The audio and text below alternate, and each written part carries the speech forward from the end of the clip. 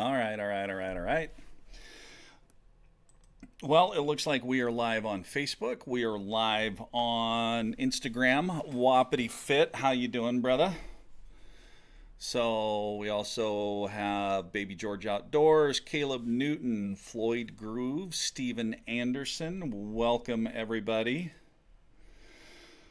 Ah,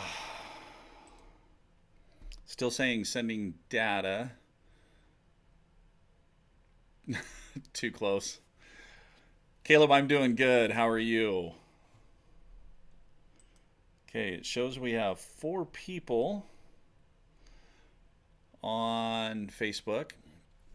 Guide to Do Planter. Welcome, Lucas Bush from Facebook. Good evening. So we will wait and see if YouTube's actually going to connect tonight. I didn't get any errors, so that's a good. Caleb Newton got a notification from YouTube, so you're good. Perfect. Okay, John Tim from Facebook. Good evening. So Joe McCarthy, the camera makes you look thinner and younger. I know. Usually the camera adds 10 pounds. So Anthony J. Boyd, good evening. So Western Contours, woohoo. Guy is in the house. Larry Bennett from John Day, Oregon is here from YouTube. So Boondock Patriot, welcome. Ryan Clark, YouTube is in the house. Scott Anstein, welcome. So we will kind of give it a few more minutes. 5:03, Hunt Taw, I'm here, teacher. Jay Tappenden, hey Mike, thanks for your time. Not a problem. So tonight, guys, we're going to kind of be all over the board. So I've had so many things pop in my head, the last week, having with conversations with people and kind of some things that have been, working on. So yeah, tonight definitely going to be all over the board, but as always, kind of ramping up and answering your guys' questions as well. Facebook, Tuned Up Archery, hello. So springtime weather is here. Time to hit the mountains is quickly upon us. So John Tim got the shirt, love it, thanks so much. You are very welcome. So part of tonight too have a lot of announcements. Gonna talk about kind of some new things moving forward.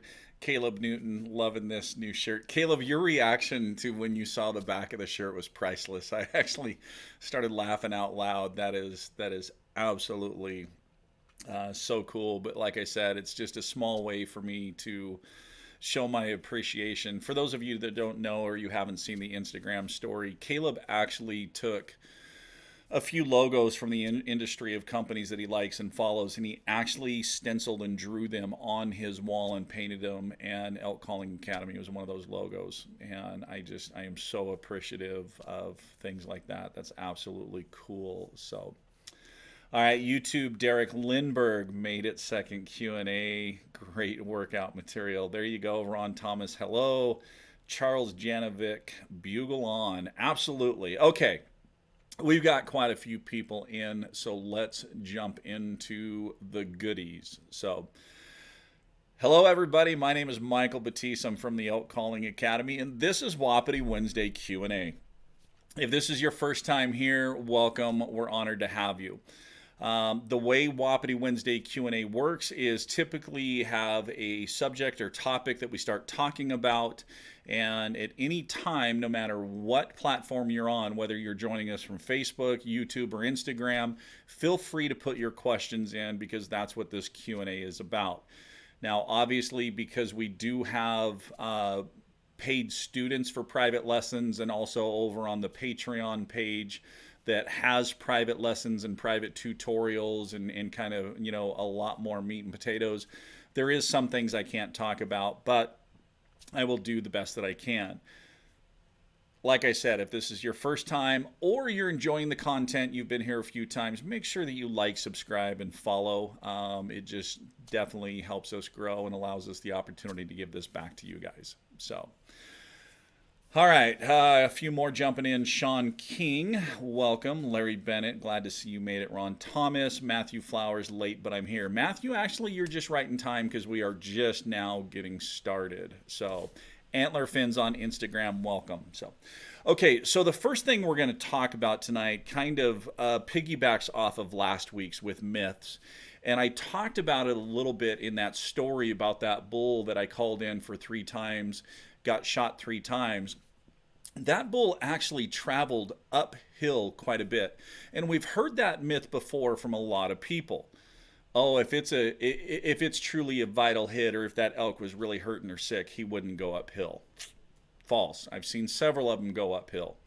You got to understand that these animals have such a will to live and a fight for survival that they are going to go any direction that they can to get away from the danger that they think is there. So, going uphill, absolutely, they most certainly can. Now, there are a few parameters and kind of, things that can affect that. So, obviously, if there's a lot of blowdowns or a lot of brush, no, they're not going to really fight through thick brush to go uphill, or if they have to go over a bunch of blowdowns, they're not going to do that. They're going to probably side hill or find a different route to go at that time. But if it is wide open and there's a good trail, absolutely they can head uphill. I've seen it multiple times. Like this bull, like I said, went uphill quite a ways, actually curved off to the right and finally came all the way back down to the bottom of the creek. Had one in Montana that went up the hill, complete over the top of the ridge and almost all the way down the backside before he expired. So, and I've seen it too where I've been with people and we've gotten on a blood trail and that blood in the track started to head uphill and they were immediately go, nah, he's not hit that hard. And I was like, why? Really? Why? What makes you think that? Well, they're going uphill. So if your leg's broke and you're trying to get out of here and your only path is uphill, are you going to go uphill or are you just going to lay here and give up? So definitely. Freddie from Game Changer. Hey, I've been listening to your podcast on Western Contours, Freddie. I'm almost all the way through it. Sincerely, man, thank you for everything that you said. I am very, very appreciative of all the kind words that you gave. It's a very good podcast. If you guys haven't listened to this episode yet, I encourage you, go over to Western Contours, listen to the episode with Freddie from Game Changer. You want to listen to somebody that has passion and is just a down-to-earth goofball is the best way I can describe him. You will really, really enjoy this podcast. So, but Freddie, I am very, very grateful. Guy, same thing to you too. Both of you guys talked back and forth and said some very great things. I am very, very appreciative and humbled, and I just wanted to say thank you. So, all right, enough with the sappy, lovey stuff. And Freddie, no, I am not going to hold any of what you said against you or harass you unless you make me pull that card out. So as long as you behave, all that stuff will stay. So Game Changer, that was always interesting for me. All true. Give him a little bit, Michael. Seriously enough. No, Guy, I'm gonna hang on to it, man. I'm gonna hang on to it. So that definitely depends on the person with the broken leg. A lot of people may just lay down and die. True, it very could. So Sean Keller, I've had many bulls go uphill after being hit, some in very, very steep country, all fatal shots. Absolutely. So you can see it time and time again. I think what it comes down to is maybe it's in a lot of the cases when I see it, it's not a real strong blood trail. It's definitely a lethal hit, but not a real strong blood trail. Those are a lot of the times because that wound is forward, and when they're going uphill, all that blood is filling up on the backside of that cavity. So you got to figure that cavity has to fill all the way up to where that hole is before that blood starts pumping and really getting on the ground. So I think people see the lack of blood, they see going uphill, and immediately in their head they're like, oh, well, maybe it wasn't a good hit, maybe I just nicked a leg or this or that. No, we owe it to ourselves to stay on that blood trail and really follow that out. Unless you see the animal on their feet, and they're completely fine, then that's one thing. But you really need to stay on. So, Danny Koyman late but great. Tristan, elk are big tough animals, and once hit, they have a lot of adrenaline pumping. Yes, and this kind of gets into, it's not really a myth, but we often hear that after you hit an animal to call. And the thing is the important thing is the type of call that you want to do. Now, I know it's really hard because there is a ton of adrenaline, but a lot of people,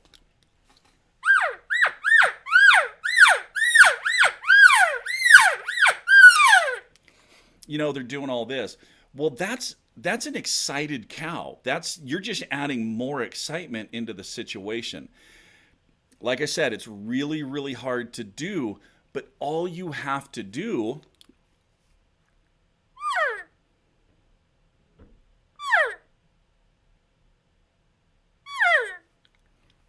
just a few soft, mellow cow calls. Because really the purpose of that calling is to calm that animal down.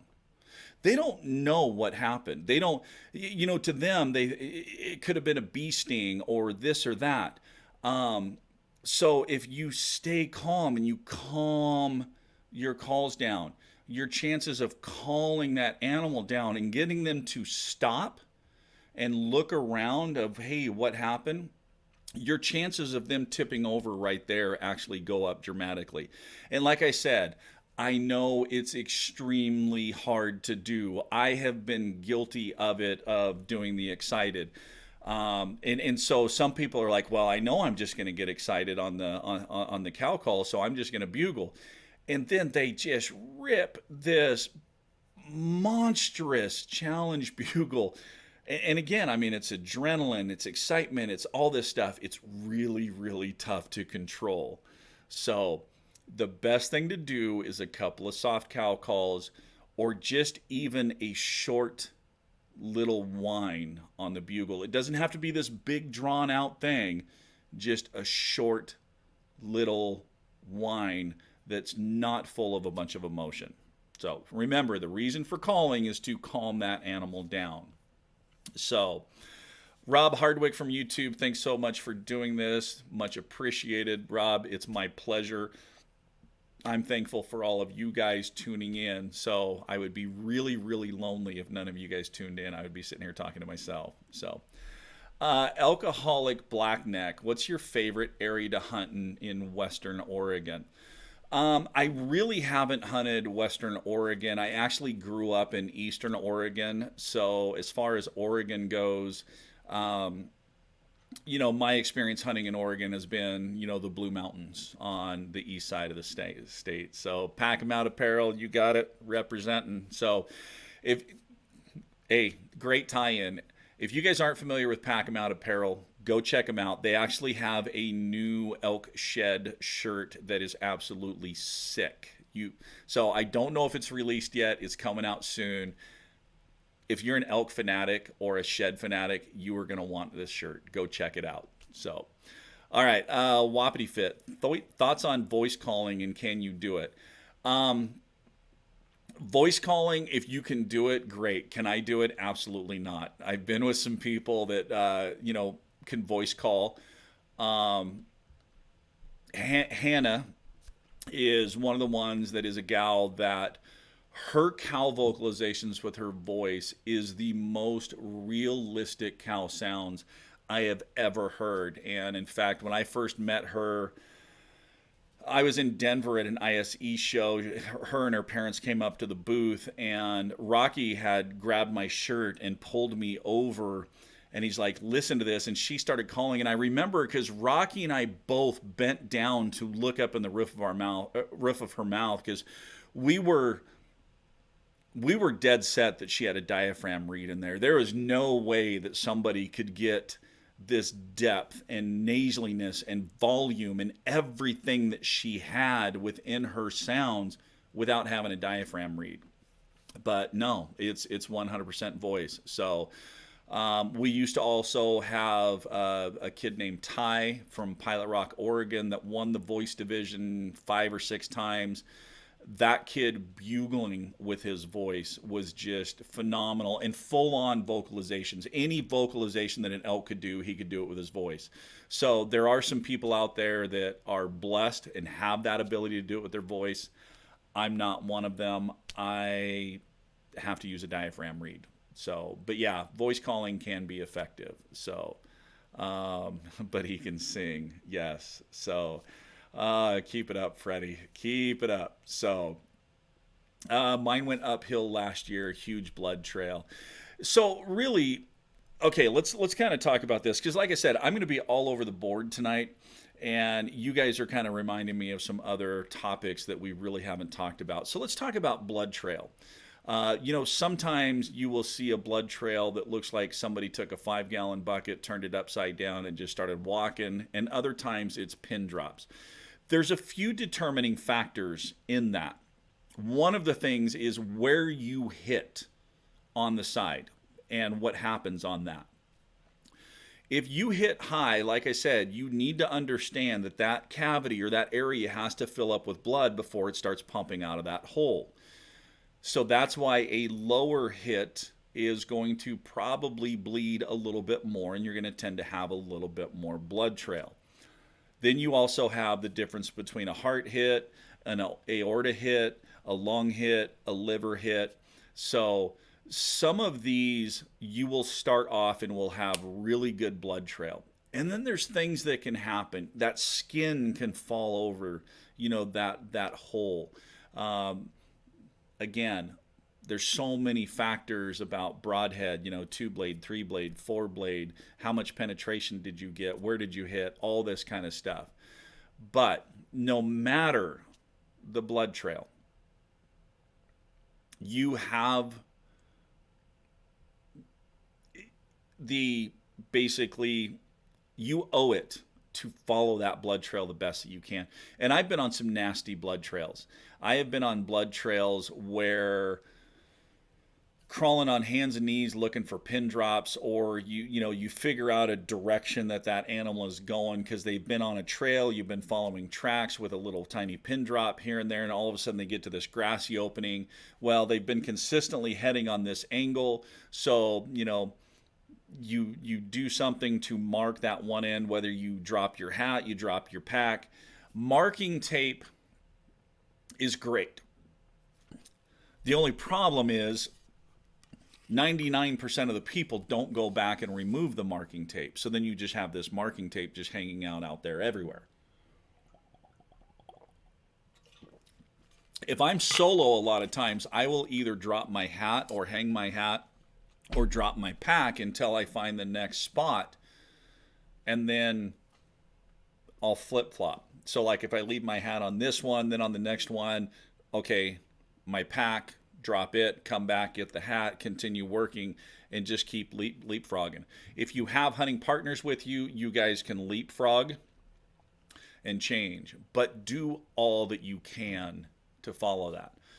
Mr. Kevin Core, how you doing, brother? Mechanicals are now legal in Oregon. What do you recommend? Honestly, I am not a fan of mechanical broadheads. So, even if Idaho ever did make them legal, I'm still going to shoot a fixed blade. I've just heard too many horror stories of mechanicals not opening. And yes, I know the arguments for them, but they fly like field points. Guess what? Fixed blade broadheads do also fly like field points if your bow is tuned properly. So if you are having an issue with broadheads flying, it's generally one of two things. It's either one, your bow is out of tune, or two, you have too much speed and that broadhead is planing on you. So you need to kind of figure out which one it is. And it's easy to take your bow in and make sure that it's tuned. If your bow is tuned, and here's the deal, if you have the ability to go into a shop and you are the one to shoot it through paper, yes, you can give it to a tech, they can go shoot it, but guess what? Most of the time, these techs that are working in archery shops have really, really good shooting form because they shoot in competitive classes. So they are going to have good form. Most archers don't have that perfect form. There are going to be flaws. So if you have a shop that is willing to work with you, that you shoot through paper and you shoot to tune that bow, that shop will tune that bow to the way you shoot it. The other thing that you can do is you can do a bear shaft, to where you shoot a bear shaft and then you shoot a fletched arrow and see where they hit. Then you can make adjustments with your rest to bring those two together. So there's a lot of videos and there's a lot of things out there about bear shaft tuning. So a single long fixed blade shot is one of the longest blood trails I've ever had to follow. Single long, yes, you are going to follow, but it doesn't matter if it's you put in fixed blade. It doesn't matter if it's a fixed blade or a mechanical blade. Elk can go a very long ways on just one long. In fact, some bulls have actually continued to live and survive off just one long. So all right, have you ever had a blood trail and found your arrow with no blood or meat on it at all? Last season, our group had that happen and had about a 100-yard blood trail, and then it just vanished. You know, depending on the blood, what you may have had is you may have had a muscle hit or a muscle glance. So muscle hits typically will do that. They will bleed pretty profusely at first, and then that blood coagulates really quick and stops the bleeding, and that blood trail will just stop. So it could be that the reason you're not finding any blood or anything on the arrow is because that broadhead may have just nicked part of the leg or something, enough to open it up and get blood flowing, but not enough to leave blood on that arrow. I mean, without actually seeing the hit or this or that, who knows? I mean, I've seen so many odd things happen over the years that just shake the head. So Wapiti absolutely didn't mean to segregate. No, but that actually is a good point. Because, I mean, I've had that discussion with expandable users before, that they're like, oh, even on marginal hits, it's still going to, take that animal down quickly, and maybe. So, all right, Derek, we are coming to Idaho this year, but with all your knowledge in states you've hunted, which state would you hunt for your first elk hunt? I actually had a lot of fun in Colorado. So, Colorado, where we hunted, the terrain wasn't too bad. Lots and lots of animals. The only thing I didn't like about it is that there was a muzzleloader season that opened right in the middle of archery, and that kind of freaked us out a little bit. So, because we had somebody shoot a bull out right from underneath us with a muzzleloader. So, but yeah, Colorado. I'd kind of heard, I haven't looked into it lately, that they were kind of changing how they were doing some of the non-resident tags. So you might just double check, but Colorado is a great option. Idaho does have, a lot of good over-the-counter units. I am starting to see that because of the price of license and tags in Idaho and the availability of all the over-the-counter, it is really, really getting popular. So, but I mean, you're going to find that anywhere, because the popularity of elk hunting, period, is just growing all over the place. So, but yeah, Derek, either Colorado or Idaho would be good choices. So Montana's another good choice too. Just Montana, you're going to be looking about $1,200-$1,300 for your license and your combo tag, which is a deer tag, elk tag. Um, but there is some good hunting there too. So ended up catching that bull week the next day and had the hunter make another shot, which was low double lung. So, yeah, I mean that just shows right there how much time that on a single lung could go. Bill, mine is still going uphill. Tristan, good point. Mike, sorry, boss, I'm here. Was at the bow shop. Not a problem. You're here. So, Jay, what about nervous grunts? So the nervous bark, I'm a huge fan of it. Jay, I definitely think it is a useful tool to use.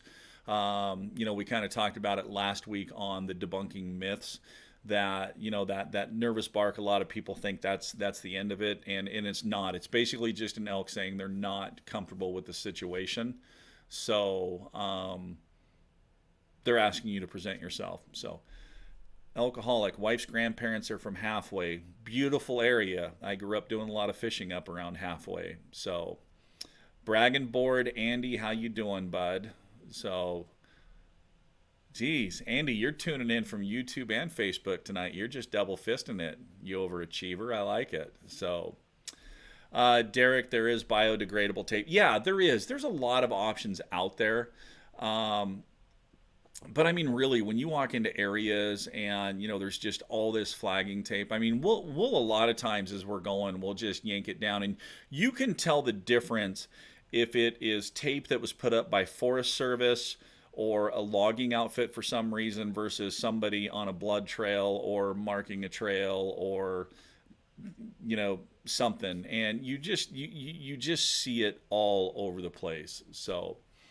Westerner, I use TP. Have done that before too, and it actually is the Camper's Advantage toilet paper that is completely biodegradable. So, but yeah, if you guys are out there, just do the little bit of cleaning up. So, and same thing, if you're back there hiking, I mean, it's amazing. I have found beer cans back in there. Last year, we kept finding energy drinks, empty energy drink cans. So apparently it was fine to pack it in while it was full, but apparently after they drank it, it was too heavy to pack it back out. Don't understand that one, but whatever. So do our parts. Yes, I'm getting on a soapbox a little bit. So, uh, Henry Mack, do you only hunt bow? No, I do some rifle hunting for deer, antelope. I mean, I'll rifle hunt, shotgun hunt. Typically in the spring on turkey hunts, which I have not had a chance to get out, I'll usually harvest two turkeys each spring, and usually one's with a shotgun and one's with a bow, just to kind of mix it up. So, Montec G5. What exploding tip is the best one? So, there is this new broadhead out there that basically has a 44 or a 45 in it.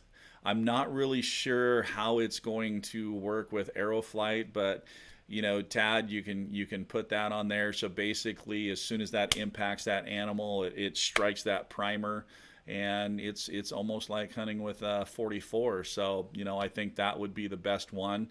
You could even take it a step further and get those GPS enabled tracking broadheads too, Tad, so that way your broadhead stays in the animal and you can track it and find it. So don't believe a word I'm saying right now, guys. Tad is a good buddy of mine. He's a little sarcastic, and I just have to return the favor if he's going to jump in here and do this kind of stuff. So, oh, there it is. Jim posted it. I'm sorry, it's not a 44. It's a 38 or a 357 Magnum on those arrowheads. Thank you that somebody picked up the slack on there. Have you ever had a chance to look at the Muzzy 1 broadhead? Lars, I have not. I know a lot of friends that shoot Muzzy, but I've never really given him a shake or a try. So I really can't say anything about him. Robert Gonzalez, I've hit good placement on a bull and had him lay down, and then the wound stopped bleeding, and then jump up and ran off after 30 minutes and recovered him later. Yeah, they certainly do that. I've had, Robert, I've had the same thing. I've had bulls that, arrows zipped through them, and first thing they did was run to a wallow or a creek bed and lay down in that mud to try to dam that up and stop that bleeding. So, like I said, their fight and desire for life is incredible. That they're going to do all that they can to stay on their feet. So, Wapiti Fit, hats off to you. Growing up hunting Rosies, grew up hunting Rockies, and these Rosies have humbled me to say the least. Any Rosie specific tips? They seem to be more deer-like in nature. So, Wapiti, and I get asked that question a lot. Are there any Rosie specific? So, they're going to call, they're going to rut. The thing is the only Rosie specific, and I've said this before, is your calling is going to have to be like if you're moving and locating, your distance between your location is going to have to be closer, especially if you're down in the trees, because that vegetation is so much thicker. Um, excuse me, that vegetation is just going to sit and knock down your sound. Um, but you can definitely get into areas that you get into fresh sign, and I think so many people are focused on covering ground and locating and waiting for that bugle to come back, that they're moving through this thick terrain and thick vegetation that I think a lot of times they're just going right by animals. So, I mean, they know how thick it is. Unless you're moving on a direct collision course, they could stay exactly where they are and just let you go right on by. So, if you get into some of those areas and you find some of that fresh sign, the fresh tracks, fresh pee, droppings, set up and start doing a blind calling sequence. So, we talk about it over on the Patreon page. There's a video that goes through a whole blind calling sequence that I do that is the breeding sequence, but I show you how to do that breeding sequence to where you're painting this picture that you're a bull with a hot cow, and it doesn't matter. You don't need other bulls, around bugling to you to do this. But it will pique the curiosity of other elk around, especially other breeding age bulls, because they're going to want to come in and they're going to want to check out that cow and make sure that she actually is in estrus. So,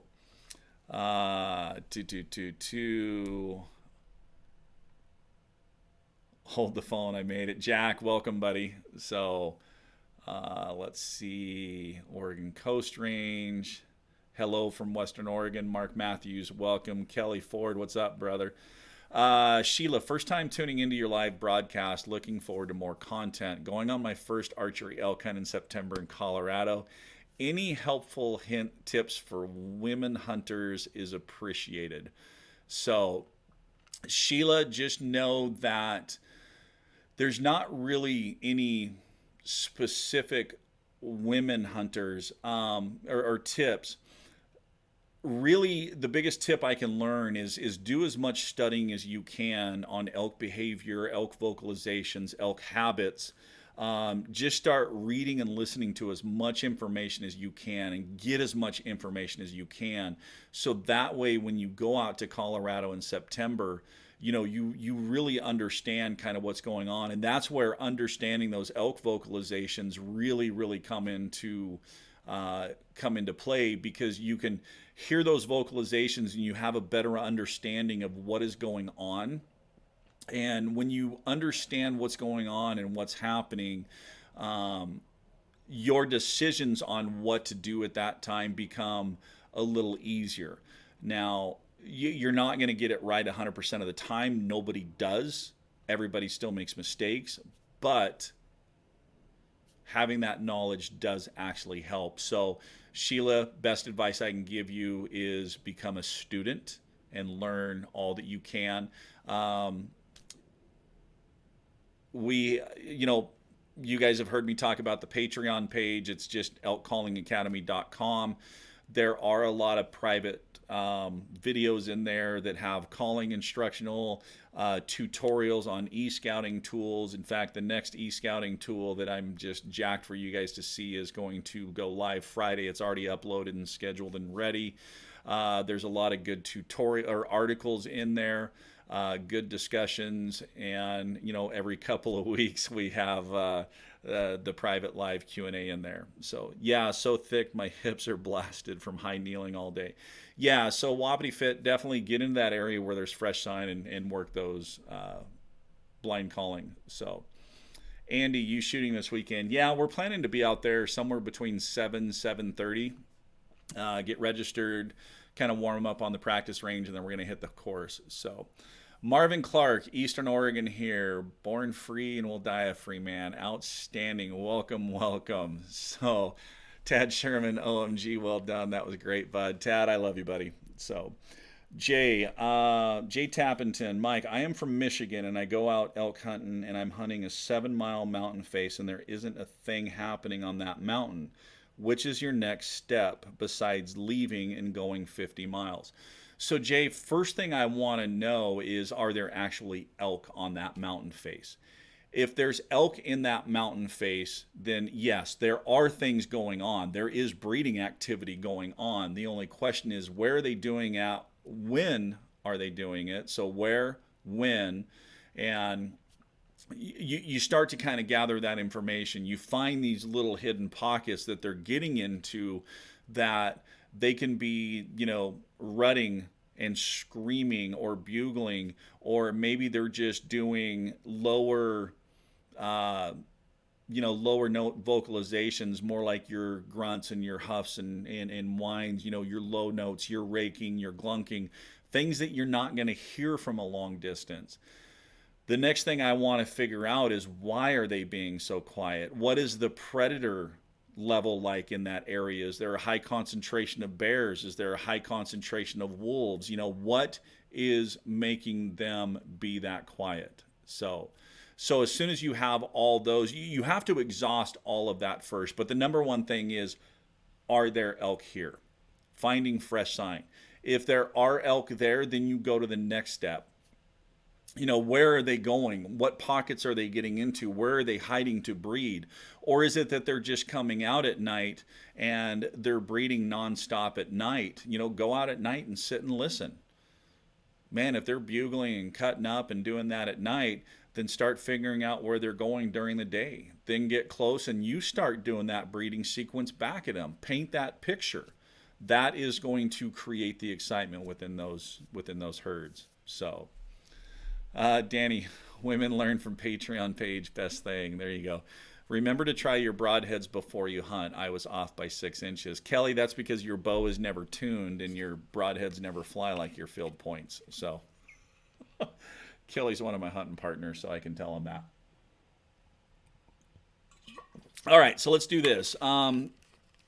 Couple of announcements real quick, and then we'll get back into questions. So I have talked about the Patreon page. I did actually get a email from Patreon talking about the giveaways. And they are basically telling me that I can't list the giveaways. I can't, show that on the page. I can talk about it. So that got me thinking. One of the things that I told you guys I am working on is the website with the e-course. I had said the e-course was basically going to be an annual membership to get access into all that stuff. But I actually changed my mind on the platform that I'm going to do it, because the new platform will offer monthly or annually. So once that is all done, we will slowly phase out Patreon and transfer everybody over. But definitely you can still join Patreon, and we'll gravitate you guys over when we do that. I had a discussion with Native by Carlton earlier this evening. We are going to really team up and step up the development of diaphragm reeds together. We want to give you guys a line that is easy to use, has longevity, great tones. So there's some really, really cool things. We also talked about multi-packs. We have a really good idea of what we're going to do for a multi-pack, and we are really ramping up and getting closer on that narrower frame too. So also, Saturday, June 8th, for those of you that are in Eastern Oregon, I am going to be at Alpine Archery and Fly in La Grande, Oregon. All day Saturday, June 8th, they have an all-day elk event. It starts at 10 o'clock. I'm doing a seminar at noon. Wayne Carlton is also going to be there. He's doing a seminar. And then at 4 o'clock, everybody is leaving there and going over to another location to where they have a wild game taste session set up. So you're going to have the ability to try all kinds of wild games. So if you guys are in Eastern Oregon or close by it, Saturday, June 8th, definitely come down to Alpine Archery and Fly there in La Grande, Oregon for that all-day elk event. So, all right, boom, back into it. Our elk zone has been decimated by winter kill. Bulls stuck in creek bottoms from 6 feet of snow in February, and wolves just eat them. 5 dead bulls in the same canyon over 10 days. What would you do if this happened in your elk zone? Well, I'm definitely going to go back in there and scout, early on to see what survived, what the numbers, look like.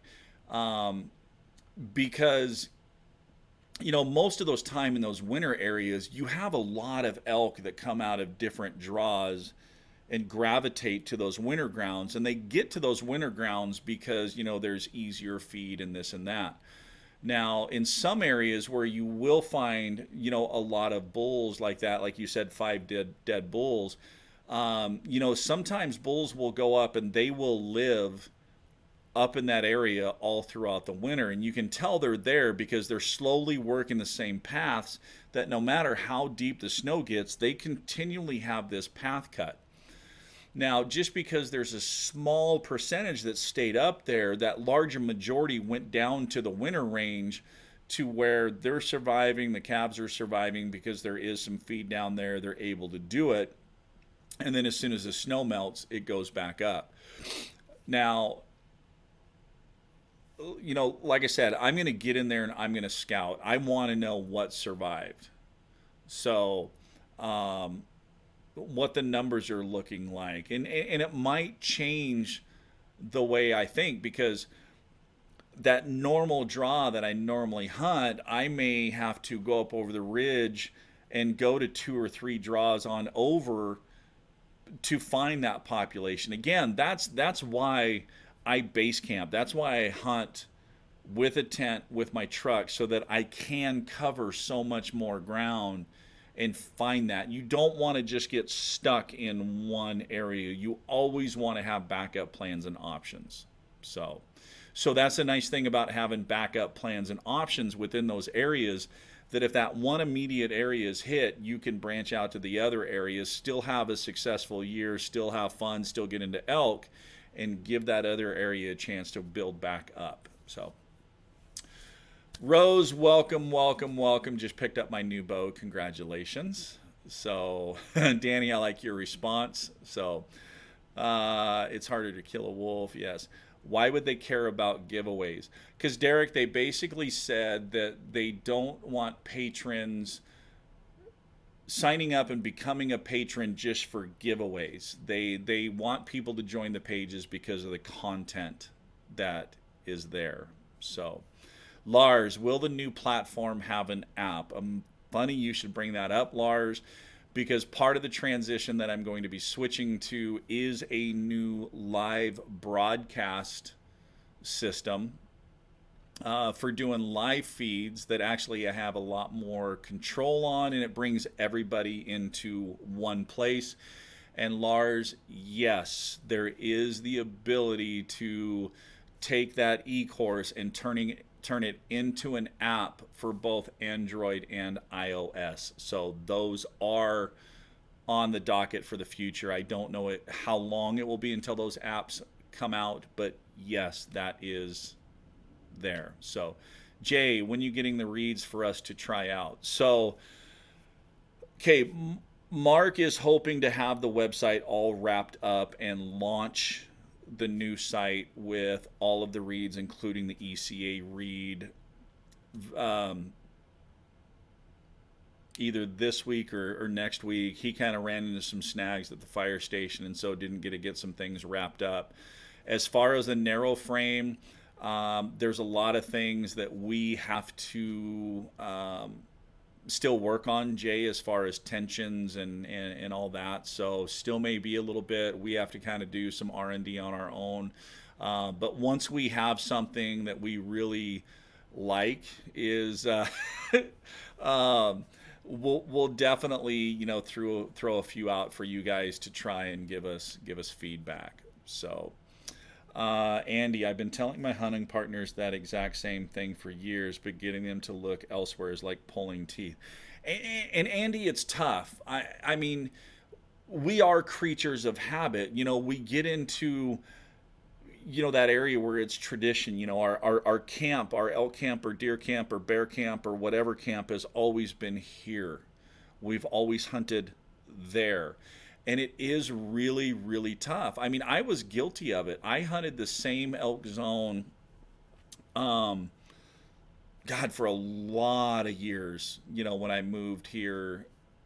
And it was hard to get me to change and go someplace else, because you have so many memories built up, and you get used to the sights and the sounds and the smells of these certain areas, and that's what reminds you. And in fact, one of my hunting partners, he was really reluctant to leave. And we always had that conversation, and he used to always ask me, okay, you've hunted other areas, you've hunted other states. Is it really that much better out there? Yeah, there are. So there are a lot of good areas. Don't be afraid to branch out.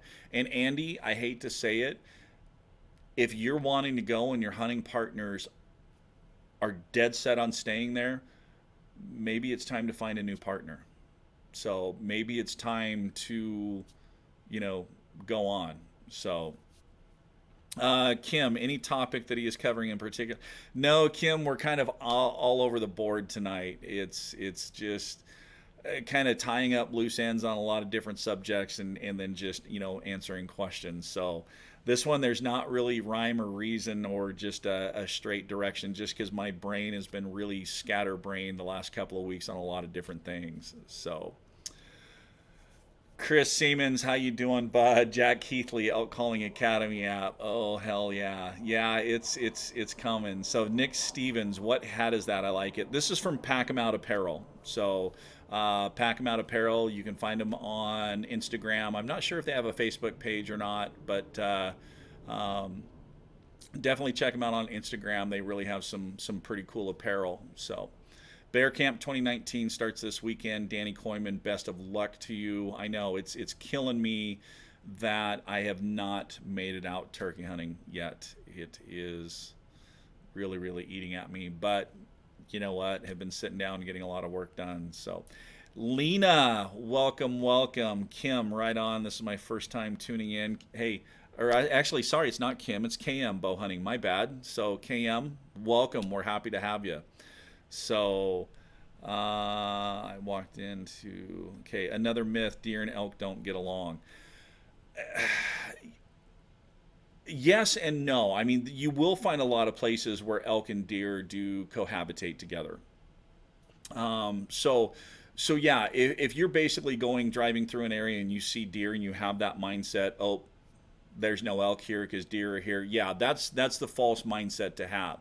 You can most certainly get deer and elk cohabitating and living together and being in the same area. I mean, have seen it all over in multiple different states. So sometimes, though, you will get into areas of a draw or a drainage that do seem like this is kind of an elk area and this is kind of a deer area. They are kind of in the same general vicinity. But yeah, for the most part, no, they'll get along and be just fine. Caleb Newton, what is the brand of hunting clothes you wear? That would be Skre gear, Skre gear. They are out of Utah. Um, Merino wool base layer multi-layering type system is what Skre is all about. Great gear. In fact, I'll tell you what, their pants are some of the most comfortable pants I've ever worn. In fact, I was joking with those guys that if they ever came out with solid colors, I would probably wear those pants every day. And those hard scrabble pants are soon going to be available in solid colors. So I guess be careful what you wish for because it could happen. So Goodbull Outdoors, welcome guys. How you doing? So Nick, they typically prefer different elevations, whitetail and elk anyway. Mule deer and elk will live in the same parts. That's exactly true right there. Whitetail are kind of a different uh, beast of their own. Whitetail are actually pretty aggressive. You will see a lot of times that whitetails will actually push mule deer out of the areas, and so you do get those mule deer moving up on the mountainside and kind of cohabitating and living with those elk. So Scott, not sure who I'm hunting this year. Could be solo. Hunting partners are tough to find. At least I can keep up better this season. Yeah, it really is. I mean, hunting partners, that is one of the things that, finding a good hunting partner that you mesh with and that you have the same beliefs and same thoughts, it's really, really tough to find. That's why when you do find that good hunting partner, man, hang on to them. So you can share a lot of great memories, over the years. So good bull. Awesome. Just came back from Estes. 90% of branch antlered bulls have dropped now. Yeah, I've been following along your stories, and it's crazy because you still have some bulls that are still packing hardhorn, and then you have other bulls that actually still have or that have already shed and have some pretty decent growth started already. It's it's all kind of just off that really odd rut year that we had. I have no idea what's going to happen this fall. It's definitely going to be interesting to see. So, Mike, do you look for wilderness areas to hunt in, or do you think public land is just as good? Jay, I've hunted both. Uh, I've gone 8 9 miles back into areas and hunted. Non-motorized, and then I've hunted just off of main public roads, and I've had equal amounts of success on both. The thing I can tell you is the elk are going to be where you find them, and early on, I was all about backcountry hunting because nobody else was doing it. I mean, we used to go 8 miles back in, and we had this great big, huge, long canyon with multiple different ridges and draws off to the side of it. We had that whole place to ourselves. Very rarely did we ever see anybody come back in there. During archery, now rifle season, it was like New York City back there. But archery, no, it was great. But as the popularity of that backcountry hunting has kind of grown, it's kind of funny. You almost see this shift to where now instead of all these people hunting within 2 miles of a road, now all of a sudden they're 6 7 8 9 miles back in, and you have that area now within that 2 mile range of the road that hardly anybody's hunting. Everybody's just blowing right by it. So I mean, Jay, biggest piece of advice I can give you is find a pocket kind of in between, you know, the masses, the groups, and hunt there. So, Hart, the elk call business and people making them is pretty small, and I'm curious what you think the best innovation has been for the current calls being made. Phelps, Carlton, and Primos are the big players. What makes their calls stand out? Is there anyone who makes a latex-free diaphragm call? So, you know, those larger players or those big companies are the ones that have just been around for a while. It takes time to, build a following.